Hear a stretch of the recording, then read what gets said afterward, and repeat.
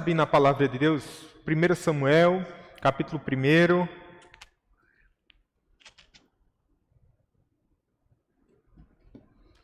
Primeiro Samuel, capítulo 1. Obrigado, Kel. Nós vamos meditar em alguns versículos dessa passagem, esperando no Senhor que Ele aplique Sua palavra aos nossos corações. Vamos ler dos versos 9 ao verso número 20. Diz assim a palavra do eterno Deus. Após terem comido e bebido em Siló, estando Eli, o sacerdote, assentado numa cadeira junto a um pilar do templo do Senhor, levantou-se Ana e com amargura de alma orou ao Senhor e chorou abundantemente. E fez um voto dizendo: Senhor dos exércitos, se benignamente atentares para a aflição da tua serva, e de mim te lembrares, e da tua serva te não esqueceres, e lhe deres um filho varão, ao Senhor o darei por todos os dias da sua vida, e sobre a sua cabeça não passará navalha. Demorando-se ela no orar perante o Senhor, passou Eli a observar-lhe o movimento dos lábios, porquanto Ana só no coração falava. Seus lábios se moviam, porém não se lhe ouvia voz nenhuma. Por isso Eli a teve por embriagada. Ele disse: Até quando estarás tu embriagada? Aparta de ti esse vinho. Porém Ana respondeu: Não, Senhor meu, eu sou mulher atribulada de espírito, não bebi nem vinho, nem bebida forte, porém venho derramando a minha alma perante o Senhor. Não tenhas, pois, a tua serva por filha de Belial, porque pelo excesso da minha ansiedade, da minha aflição, é que tenho falado até agora. Então lhe respondeu Eli: Vai-te em paz, e o Deus de Israel te conceda a petição que lhe fizeste. E disse ela: Ache a tua serva mercê diante de ti. Assim a mulher se foi seu caminho e comeu, e o seu semblante já não era triste. Levantaram-se de madrugada e adoraram perante o Senhor, e voltaram e chegaram à sua casa a Ramá. Elcana coabitou com Ana, sua mulher, e lembrando-se dela o Senhor, ela concebeu e, passado o devido tempo, teve um filho, a que chamou Samuel, pois dizia: Do Senhor o pedi. Vamos orar mais uma vez? Diante da Tua palavra, Senhor, e do poder que há, Senhor, pelo Teu Espírito Santo, nós rogamos que a Tua palavra, Senhor, venha ao encontro de corações ansiosos, nossos corações que andam por demais inquietos, Senhor, por tantas coisas nessa vida, por coisas que oramos, por coisas que pedimos, por coisas que carecemos ou que os nossos corações desejam tanto, mas que possamos descansar nossa alma em Ti, Senhor. No doce nome de Jesus, nós queremos descansar nossa alma. Que assim seja, Pai, em nome de Jesus. Amém. Amém. Meus irmãos, 1 Samuel é um texto que vai nos mostrar uma mudança de cenário muito interessante. Porque, ora, 1 Samuel vai ser um livro no qual 3 personagens eles vão se destacar. A começar pelo profeta Samuel, depois nós vamos ter o próprio profeta Samuel ungindo o rei Saul, e depois de Saul, a última parte de 1 Samuel vai se debruçar sobre o outro terceiro personagem, que é o rei Davi, que vai tomar a maior parte da narrativa. Se pensarmos aqui em 2 Samuel também, era um pergaminho só, e houve uma divisão no nosso canon aqui, mas é um texto só, tanto 1 quanto 2 Samuel. Essa primeira parte, ela vai mostrar um nascimento, e é uma mudança de cenário interessante aqui, se nós pensarmos, por exemplo, que esse é um período que vai encerrar o período dos juízes. Em Juízes, o texto de Juízes vai começar com uma morte, que é a morte de Josué. Em Samuel, vai começar com um nascimento, que é o nascimento de Samuel. Então, dessa forma, Deus está colocando a casa em ordem. Dessa forma, Deus está levantando um grande profeta, um expoente, que será assim de grande valia para o povo de Deus. E pensando nessa história da redenção, que essa é a grande história, né? Não é Samuel, não é Saul, não é Davi, é Cristo. É a história do Deus vivo no seu enredo da redenção. Pois bem, e a chegada de Samuel é acompanhada de um grande milagre. Talvez a personagem Ana, ela seja assim por demais destacada como uma mulher de oração, uma mulher que é marcada por sofrimento. A gente pode pensar aqui que a oração nasce na dor, e se é assim muitas vezes na nossa vida, de maneira muito apropriada, a gente pode dizer que a oração nasceu no seio de Ana, de uma dor que ela passara durante um bom período da sua vida, porque ela era uma mulher que não podia conceber, e o texto demarca isso de maneira muito clara no verso 5, porque diz assim: o Senhor a deixou estéril. O Senhor. Para que não reste dúvidas, para que a gente não pense que é uma obra do acaso, ou que Ana cometera algum pecado antes. Não, foi o Senhor. Por quê? Pela sua providência, pelo seu cuidado, pelo seu amor, pelo seu querer. Foi designado assim: o Senhor a deixou estéril. E os planos, os propósitos de Deus, eles eram, como são, muito solenes também para com a nossa vida, quando nós passamos por determinadas situações. Eu me lembro de Josemar Bessa, um pastor congregacional, um pastor muito sábio. Certa vez ele falou da sua experiência, do seu desejo de ser jogador de futebol profissional. Só que o Josemar, pelo que me lembro, ele nasceu com um problema, eu acho que no ombro, que dificultava e impossibilitava de se tornar um atleta profissional. E hoje, quando ele conta isso, ele conta com a confiança e com a alegria tão grande, porque por meio dessa dificuldade física, Deus o impediu de trilhar os seus próprios caminhos, e hoje ele é um sacerdote, hoje ele é um pastor. É claro que ele poderia ser um atleta de Cristo, né? A gente pode pensar, mas entendemos que o plano de Deus era maior. O plano de Deus era maior e melhor. Meus irmãos, o plano de Deus é sempre maior e melhor do que o nosso, não é verdade? Ele é sempre maior e melhor. Pois bem, essa mulher ela tem uma dificuldade física. Por causa disso, ela sofre bastante humilhação por causa de Penina, que é uma outra esposa de Elcana. Obviamente, a poligamia nunca foi aceita por Deus, não foi o que ele prescreveu, mas era tolerável, digamos assim, nesse período da história. E essa Penina, ela era fértil, e por ter muitos filhos, ela acabava utilizando dos filhos como uma espécie de troféu, e para aumentar ainda a dor de Ana. Ora, Ana não precisava que ninguém a humilhasse para ela já se sentir humilhada. Por quê? Porque ter filhos era sinal da bênção de Deus, de continuidade da sua história. Ora, não tendo, ela por si só já tinha essa mácula, esse sofrimento tão grande no seu coração, mas para acrescentar a situação, ainda tinha essa Penina. Quando ela subia de Ramaque para o templo em Siló, onde tabernáculo, na verdade, até no caminho para a igreja, essa mulher não tinha paz, porque ela era humilhada ali por Penina. Veja, o sacerdote, na verdade, Elcana, ao subir para Siló com a sua família, sempre tinha esses problemas. Então ela era uma mulher sofrida, uma mulher humilhada, e que não tinha nem uma compreensão por parte do sacerdote, do próprio Eli, que era o sumo sacerdote na época, um homem que era vamos dizer assim, um pastor que deveria aconselhar e ajudar. Imagine só, ele também contribuía para esse processo de humilhação da própria Ana.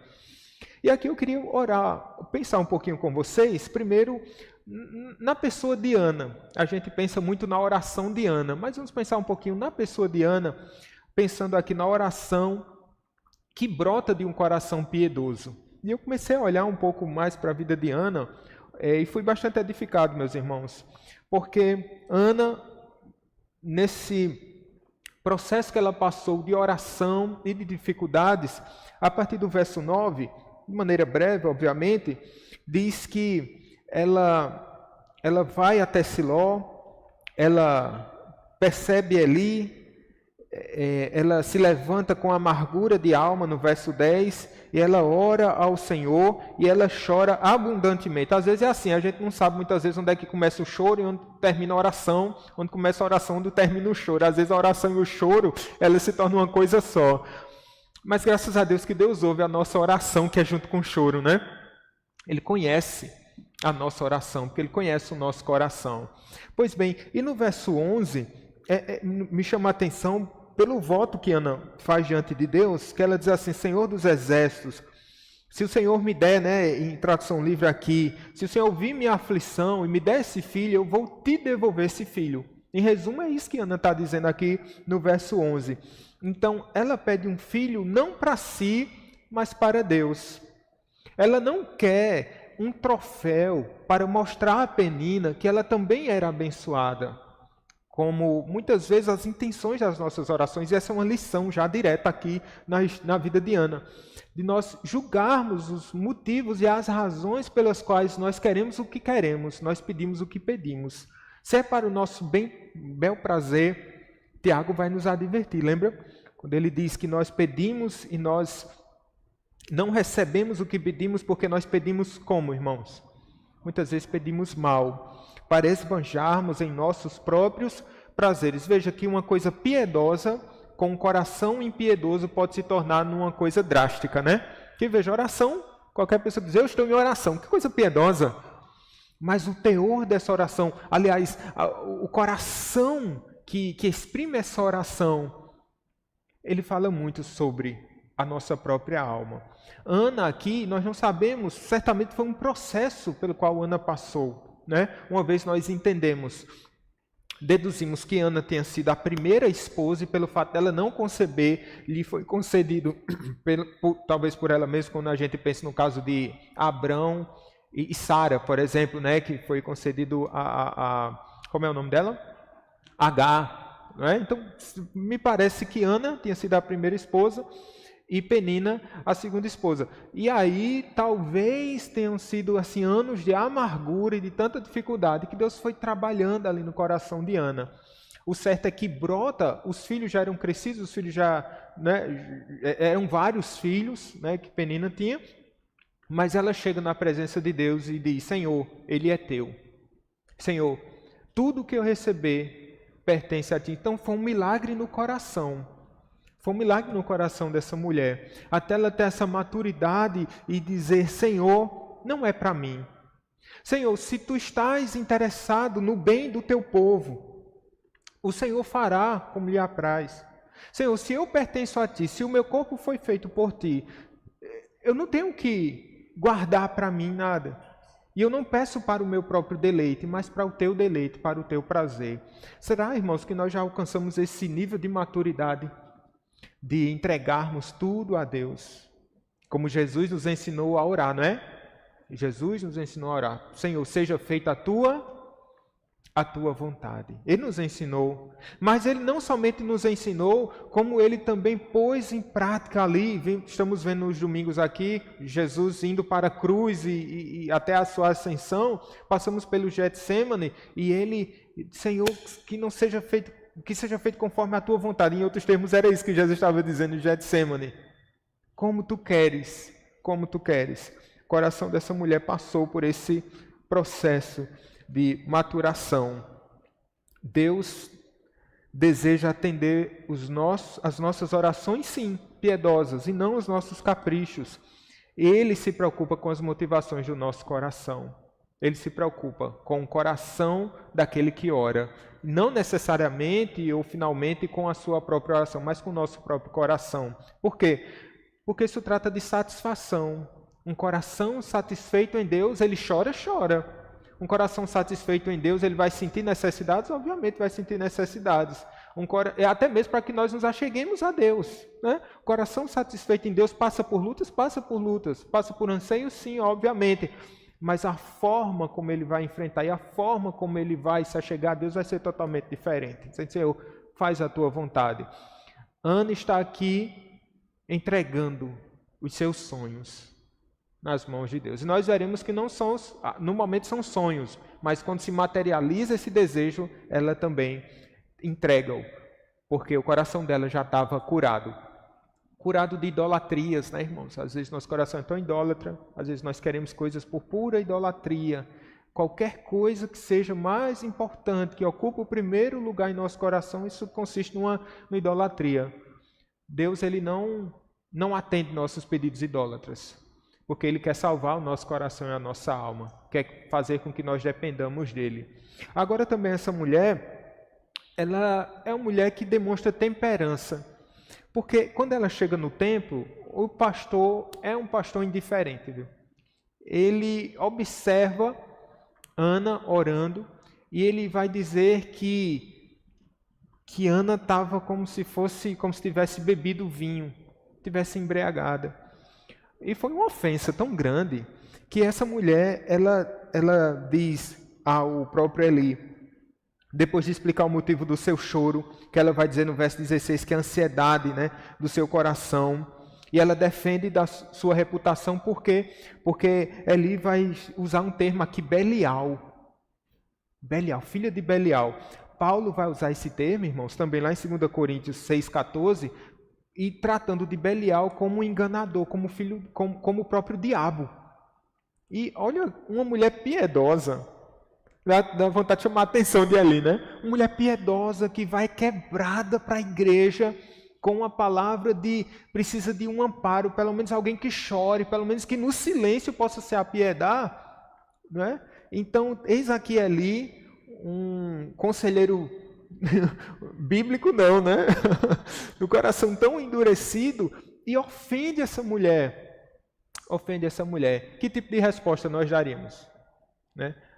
Você já sofrido, já calejado, já precisando de um amparo, de um abraço, de uma oração, e ser destratada de maneira tão infeliz, colocando até a sua própria reputação, a sua reputação tão cara, né?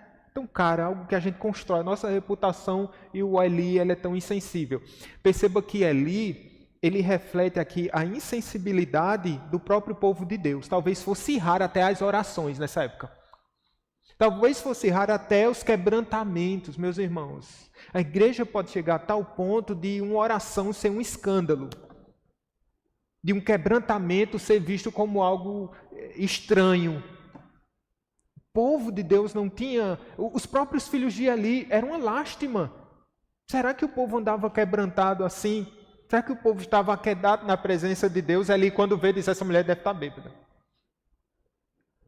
E essa mulher, de maneira tão doce, ela vai dar uma resposta, eu digo que é uma resposta poética, porque no verso 16, 15, ela diz assim: eu sou mulher atribulada de espírito, não bebi nem vinho, nem bebida forte, porém venho derramando a minha alma perante o Senhor. Não é um poema, eu não bebi vinho nem bebida forte, eu estou derramando a minha alma, né? Ela não leva em conta, ela não chama a atenção de Eli, que é possível, né? Podia até ser repreendido. Não, mas ela chama Eli de Senhor. Porque ela está em paz com Deus. Ela foi tão calejada ali, como Cristo aprendeu por meio do sofrimento. Veja as aflições que Cristo passou. Por Pilatos, pelos soldados, pelos sacerdotes, e pelo ladrão. Meu Deus, era um miserável. Era um ladrão na cruz que estava insultando Jesus. Mas veja, em nenhum momento Jesus ele dá uma resposta de maneira pecaminosa. Pedro vai dizer lá que quando insultavam não respondia com insultos. Quando sofria não fazia ameaças, mas entregava-se àquele que julga justamente. Ana está aqui, eu entrego minha causa a Jesus. Eu entrego minha causa a Jesus. Ana era aquele tipo de pessoa, sabe uma laranja, se você espremê-la, se ela for doce, o suco vai ser o quê? O suco vai ser doce. Se ela for amarga, o suco vai ser amargo. Você podia espremer Ana, e o suco que ela iria exaurir, o suco que ela iria produzir ali era doce. Podia espremer, e ela era penina de um lado, era humilhação de outro, mas o que ela tinha para oferecer não era um cálice amargo, mas a doçura de um coração que aprendeu a se humilhar. Se apertarem você essa noite, diz, pastor, eu estou sendo apertado no meu lado, esmagado no meu trabalho, né? Estou sendo humilhado na igreja. Que tipo de resposta? O que é que você está oferecendo? Ana está aqui oferecendo um suco para o amargo Eli, porque há doçura no seu coração. Ela não se esconde naquele subterfúgio. Eu estou sofrendo, toda ação, ela causa o quê? Uma reação, então eu estou quebrado, então eu tenho uma licença para tratar as pessoas dessa forma. Não, Cristo Jesus humilhado, Ele tratou com piedade. Aprendemos isso. E que Deus tenha misericórdia de nós, para que possamos agir como nosso Mestre Jesus agiu. Ana, certamente com a porção do Espírito que lhe foi concedida, porque isso não é obra natural, não é verdade? A obra natural da carne é o quê? Fui pisado, eu piso. Meu pavio é curto, então eu explodo. Mas é obra do Espírito Santo, né? A boa notícia é que nós temos do Espírito de Cristo. A boa notícia é que nós podemos ser semelhantes ao nosso Senhor. E devemos ser. Mas vamos para um último ponto aqui, as orações como os frutos da oração dessa mulher, dessa oração piedosa. O fruto, primeiro, ele já é claro, notório, que é o que? A própria oração, irmãos, não é verdade? A própria oração, por si só, ela já configura uma bênção para nossas vidas.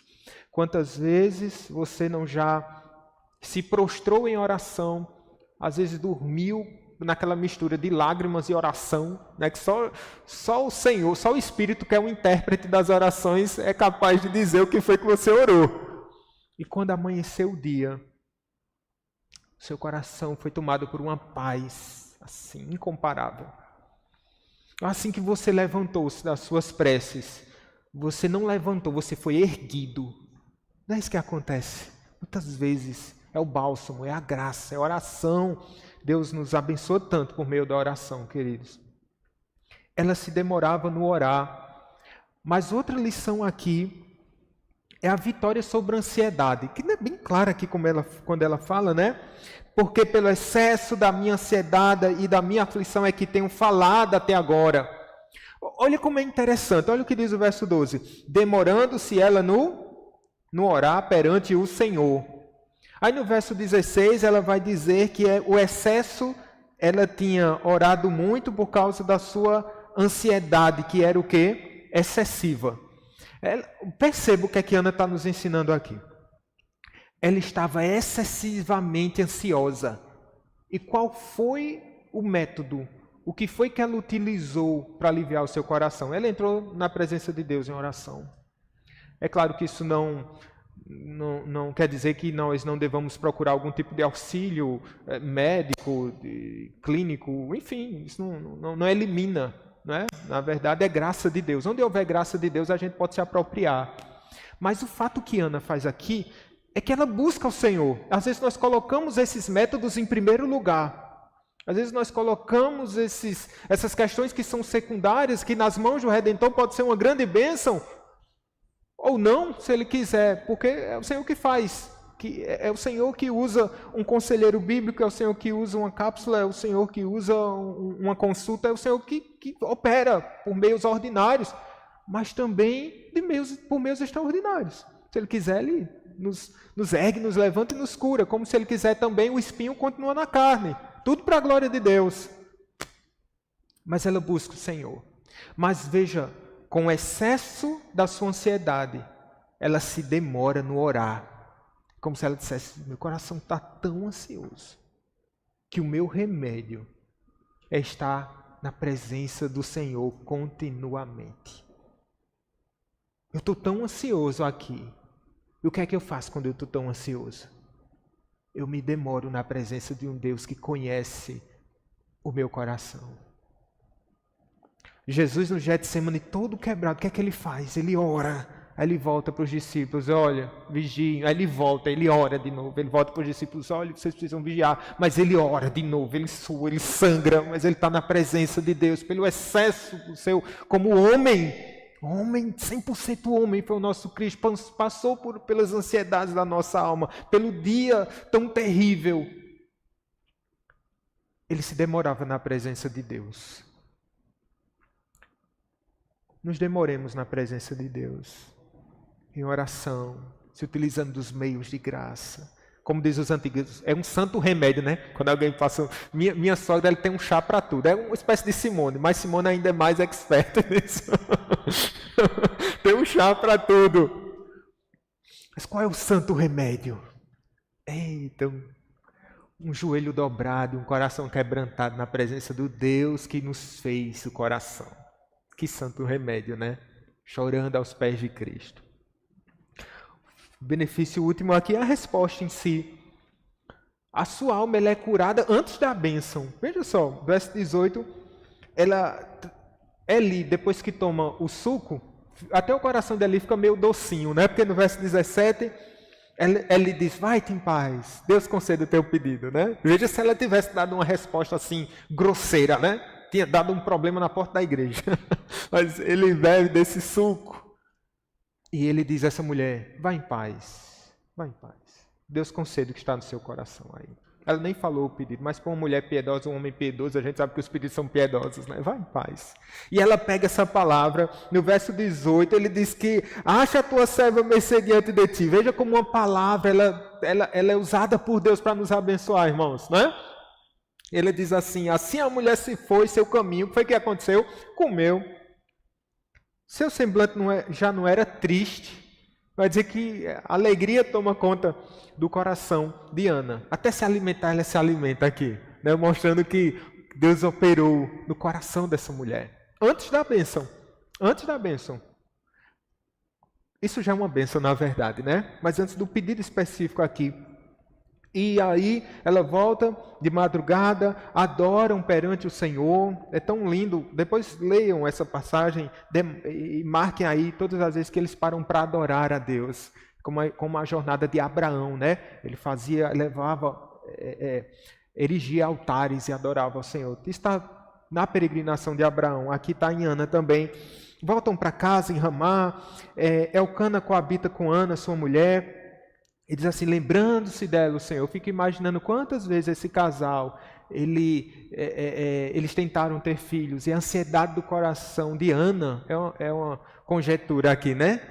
Tamanha, talvez isso até fosse danoso para a vida desse casal. Mas nesse dia, eu não sei se tinha farmácia lá por perto, vê, Edvan, o teste de farmácia assim, dizendo assim, Deus se lembrou de Ana. Deus se lembrou de Ana. É só um destaque aqui, porque na verdade, só existe a palavra Deus se lembra, porque a gente precisa ser lembrado por causa da nossa pequenez. É porque Deus nunca se esquece. Deus nunca se esquece. Qual foi a sua oração? Você fez quando? Na infância? Deus não se esquece, não. Deus se esquece. Foi hoje de manhã? Você esqueceu. O que foi que você pediu ontem? Esqueci, irmãos. Se não tiver um caderninho lá, Deus não se esquece. Deus se lembra das nossas orações. Agora, perceba, Deus se lembra até das orações que nós nunca fizemos. Porque o que é que Ana faz? Ana quer um filho e ela diz, eu vou consagrar esse filho na tua presença, ele não vai passar navalha na cabeça, era um voto do Nazireu, né? Não iria beber vinho, tinha algumas questões aqui do nazireado. Ele já era profeta, porque a família de Elcana, sacerdote, a família de Elcana era sacerdote e levita. Veja só, ou seja, tudo isso já vinha com Samuel, por causa da sua família, do seu parentesco. Mas Deus tinha mais. Deus estava levantando um profeta em Israel. Porque Ana o entrega mais para frente. Na hora, no capítulo 2, no final, ele entrega Samuel, consagra Samuel a Deus, mas é o próprio Deus que vai se chegar a Samuel, dizendo, Samuel, Samuel. Lembra da passagem? Samuel, Samuel. E o Samuel, fala, Senhor, porque o teu servo ouve. Um profeta se levanta em Israel. A oração que Ana não tinha feito foi atendida.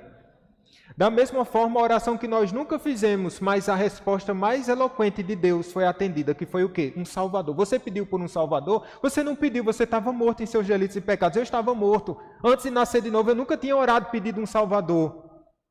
Mas Deus Deus, nos seus planos eternos, no seu plano eterno, Ele me deu uma resposta de uma oração que eu nunca pedi. Ele me deu um profeta, um sacerdote, Ele me deu um rei, Rei dos reis, Senhor dos senhores. Ele me deu um redentor, Ele me deu um salvador. Ele nos mandou aquele que nenhum nazireu foi capaz de chegar aos pés, aquele que se consagrou totalmente da manjedoura à cruz. Não saiu nenhum impropério dos lábios do nosso Salvador. Ele nos deu um Senhor. Ele nos deu nova vida. Ele mudou a nossa história quando nós ainda estávamos perdidos em nossos delitos e pecados. Irmãos, por causa disso, por causa dele, por ele, para ele são todas as coisas, nós devemos nos consagrar mais ao Senhor, né? Nos consagrar mais ao Senhor. Permanecer mais. Por que andamos ansiosos se ele já nos mandou todas as coisas em Cristo Jesus? Se ele nos deu Cristo, ele não nos dará tudo aquilo que nós precisamos, irmãos? Como Paulo escreve aos Romanos, certamente nos dará. Descansemos, pois, que o nosso coração seja semelhante ao coração do Senhor de Ana. Que a nossa perseverança e a nossa vida de oração, ela seja sempre maior, mais abundante do que as lutas. Se a ansiedade é grande, grande é o nosso Senhor. Podemos recorrer a Ele em toda e qualquer situação. E Ele ouve as nossas orações de verdade. E Ele atende conforme o seu querer, movido pelo seu grande amor e sua grande sabedoria. Amém, meus queridos irmãos? Quero passar a palavra a Simone, que vai retomar.